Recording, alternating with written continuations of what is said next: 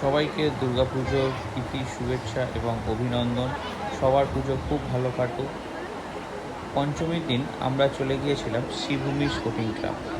শ্রীভূমিতে রাস্তায় সেইভাবে ভিড় না থাকলেও প্যান্ডেলের সামনে ইচ্ছাকৃতভাবে ভিড় তৈরি করা হচ্ছে দড়ি ফেলে।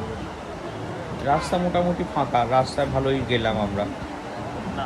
প্যান্ডেলে ঢোকার আগেটাতে দড়ি ফেলে আটকে দেওয়া হলো এবং ভিড়টা ওইভাবেই তৈরি করা হচ্ছে যাতে লোককে দেখানো যায় যে আমাদের প্যান্ডেলে কত ভিড় হচ্ছে।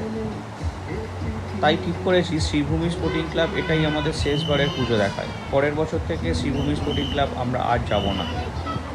এরকম ইচ্ছাকৃতভাবে ভিড় তৈরি করার কোনো মানে হয় না। আমার ভয়েসটা শুনলে বুঝতে পারবেন, ভিডিওর ভয়েসটা, যে প্যান্ডেলের ভেতরে ঠাকুরকে দেখতেই দেওয়া হচ্ছে না। আমরা যে মাকে দেখতে গেছি সেটা দেখতেই দেওয়া হচ্ছে না, ঠিলে ঠিলে বার করে দেওয়া হচ্ছে প্যান্ডেল থেকে। তাহলে বাইরে কেন আটকানো হচ্ছে দড়ি ফেলে? আপনারা দড়ি ফেলে আটকে রেখে ভিড়টাও বাড়াচ্ছেন, আবার প্যান্ডেলের ভেতরে লোককে ঠাকুরও দেখতে দেবেন না। তাহলে কিসের জন্য প্যান্ডেলটা করেছেন আপনারা? কিসের জন্য ঠাকুর করেছেন? যাতে যদি লোকই না দেখতে পেলো? এই ব্যবহার আপনাদের থেকে আশা করা যায় না। শ্রীভূমি স্পোর্টিং ক্লাব পরের বছর থেকে আমরা আর দেখব না, এটাই আমরা ঠিক করলাম। সবাই ভালো থাকবেন, ভালো রাখবেন। দুর্গাপুজো আপনাদের খুব ভালো কাটুক, এই নিয়ে এই ভিডিওটা শেষ করলাম। পারলে শ্রীভূমি স্পোর্টিং ক্লাব অ্যাভয়েড করুন।